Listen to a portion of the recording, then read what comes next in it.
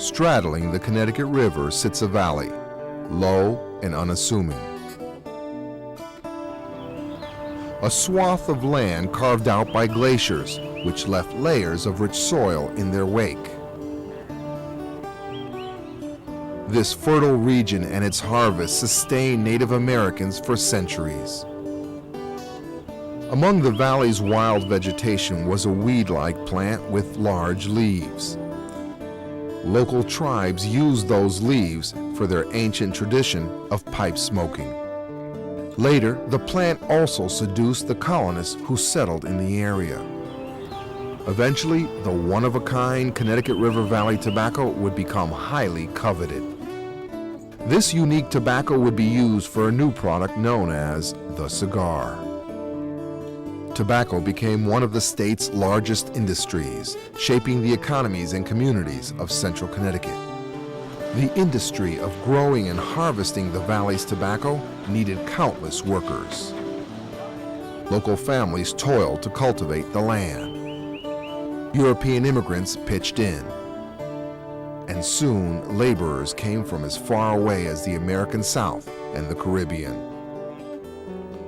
The conditions they faced sometimes became an issue of controversy. Many went on to settle major ethnic communities of the Hartford area and to provide much of the ethnic diversity that marks Connecticut today. The Connecticut Valley tobacco industry almost disappeared as cigars gave way to cigarettes. But a sudden increase in cigar smoking at the end of the 20th century has given the industry a new life. This is the story of the people and the area known as Connecticut's Tobacco Valley.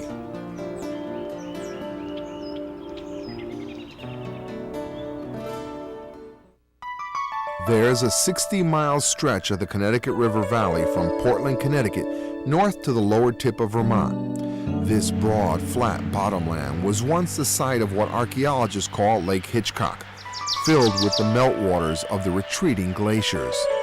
Now it has the best farming soil in New England. It was the first place in Connecticut where European settlers came in 1633, establishing the towns of Windsor and Wethersfield. Among the commercial farming products was tobacco, a plant outlawed in the first legal code of the Connecticut colony in 1650. A Puritan song proclaimed, "Tobacco's an Indian weed, grows up at dawn, cut down at eve. It reminds us of our decay. We are but clay. Think on this when you drink tobacco."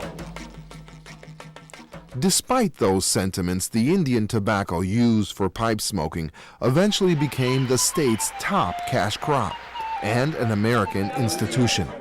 In fact, among some colonists, it became the lifeblood of commerce, the center of trade and barter, a tradition that would become part of the Connecticut River Valley culture. This tobacco tradition produced much fuel for pipes, but it wasn't until the late 18th century that the idea of cigars descended upon Connecticut's Tobacco Valley.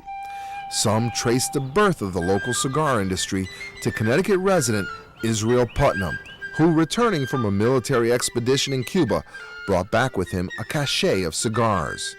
Soon after, cigar production began in the Connecticut Valley. The first cigars were made by a woman.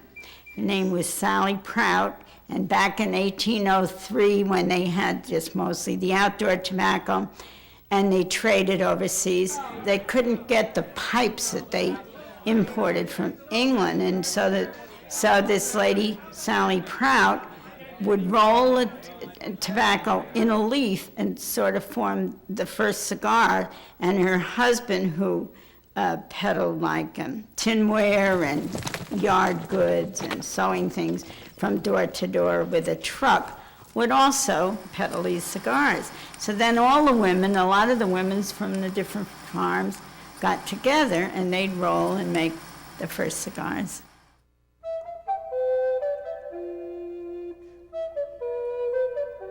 Since the early 1800s, farmers in the Connecticut River Valley have grown tobacco for the outer layers of cigars. The leaves were used for both binding and wrapping. This valley was one of the few places in the world where broadleaf used for binding filler tobacco was grown. Connecticut Valley broadleaf became a serious commercial product. By 1875, the popular Havana seed was introduced, and its leaves were used mostly as a wrapper. To this day, Connecticut wrapper is considered the best in the world. Connecticut tobacco was the result of 100 years of trial and error, which produced the finest conditioned soil.